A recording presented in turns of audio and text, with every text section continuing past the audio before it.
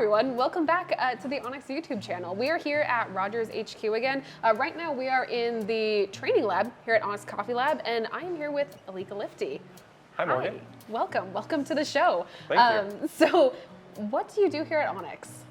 I am the Director of Education here at Onyx Coffee Lab, which means me and our team of educators train our in-house baristas for our cafes. We train wholesale partners, and we train the public, helping educate people in coffee practices, how to get great recipes, and ultimately how you can just make better coffee.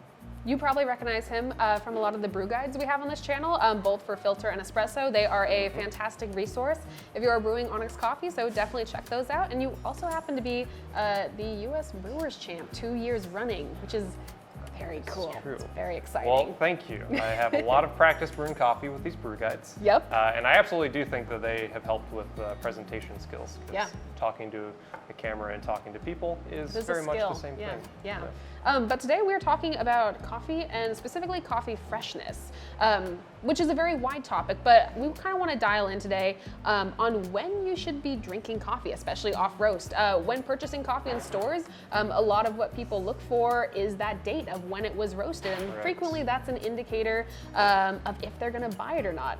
Yeah. So the first question I have for you is, should one be looking for a coffee that is like directly off roast? We're talking like coffee is out of the roaster, it is still warm. Should you be drinking that? The answer to that would be no.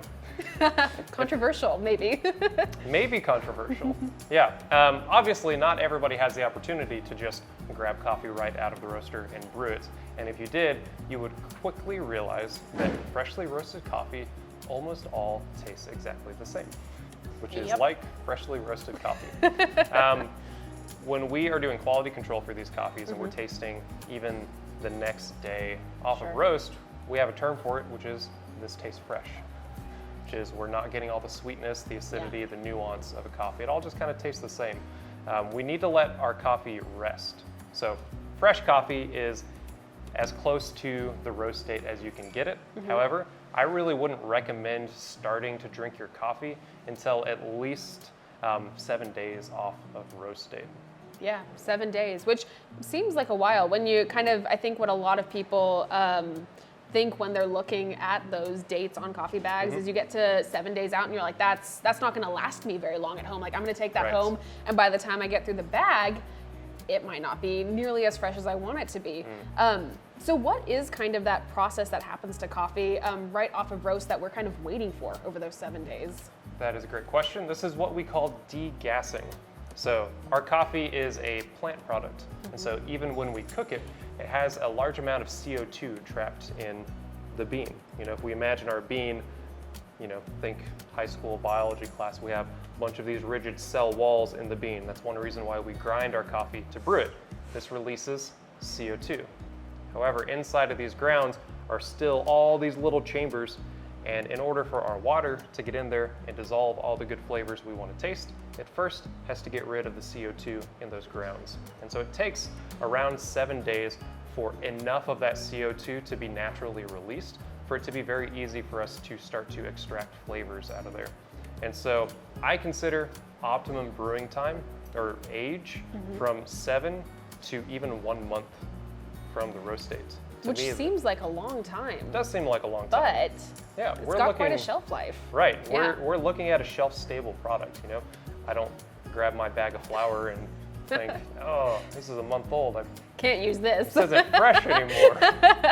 No. So essentially, like what the CO2 itself, this freshness contributes to for us is aroma.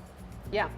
And so the loss of gas can take away some of the aroma, but to a certain point, like we can't lose that much aroma from it after like 2, 3, 4 months. Yeah.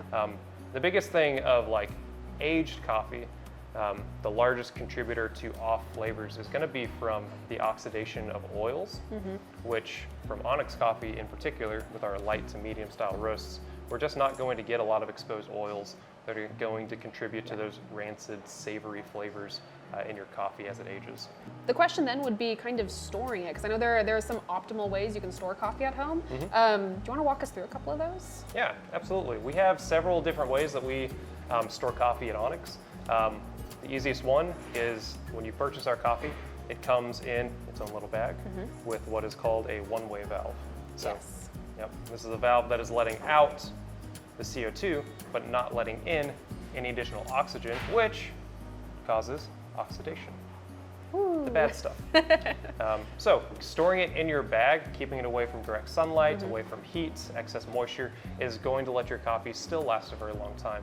Additionally, there are some storage containers that help force the oxygen out of your coffee canister. Things like the Fellow Atmos, the Mirror. Like Airscape is another. Airscape, a couple yes. others. Yeah. Yep. Yeah. The Mirror has their own version of an Airscape as well, Yep. but the Airscape is also very accessible, which just forces all the air out, so you have less oxygen that's able to do that oxidation process. Very cool. Yep. Well, awesome. Well, I think we learned a little bit more about what fresh coffee is and also how to store it. Thank you, Elika. This was super informative and really appreciate your time today. If you would like to learn more about coffee, if you would like to learn more about Onyx Coffee, I highly recommend subscribing. We have lots and lots of fun topics to dive into and lots of really fun people to talk to. So until next time, we'll see you later. Bye, everyone.